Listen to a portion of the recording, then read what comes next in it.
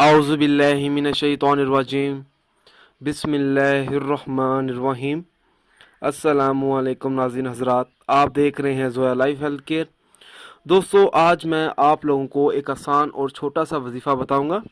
दोस्तों, सिर्फ चंद दिनों का ये वजीफ़ा है जिससे आप लोगों की गुर्बत और तंगदस्ती दूर हो जाएगी। दोस्तों, इस वजीफ़े की इजाज़त आम है, मेरी आप लोगों से एक गुजारिश है। दोस्तों, ये जो वज़ाइफ मैं आप लोगों तक पहुंचा रहा हूं, इन वज़ाइफ को आप लोगों ने सिर्फ़ और सिर्फ जायज़ मकसद के लिए इस्तेमाल करना है, नाजायज़ मकसद के लिए हरगिज़ इस्तेमाल नहीं करना, वरना कोई फ़ायदा नहीं होगा। दोस्तों, हर वजीफ़े के लिए नमाज की पाबंदी लाजमी होती है। अगर आप 5 वक़्त की नमाज अदा नहीं करेंगे तो वजीफ़ा करने का कुछ फ़ायदा नहीं होगा।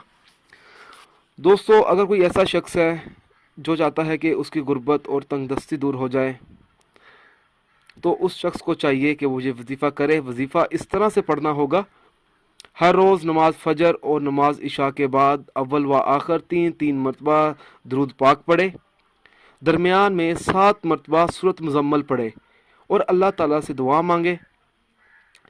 अल्लाह ताला के फजल व करम से उस शख्स की गुर्बत दूर हो जाएगी।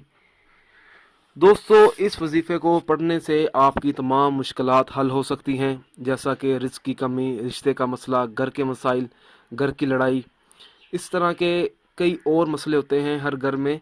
आप इस वजीफ़े की मदद से उन तमाम मुश्किलात से निकल सकते हैं। दोस्तों, मेरी आप लोगों से एक और गुजारिश है। दोस्तों, आप जो भी अमल करें, हर अमल अल्लाह की रज़ा के लिए करें। अगर अल्लाह ताला खुश होगा तो इंशाअल्लाह ताला आपको कामयाबी भी ज़रूर मिलेगी। दोस्तों, उन अफराद के वज़ाइफ और अमल बेअसर रहते हैं जो नमाज और दीगर फ़राइज़ अदा नहीं करते। दोस्तों, अच्छी बात को फैलाना भी एक सदका है।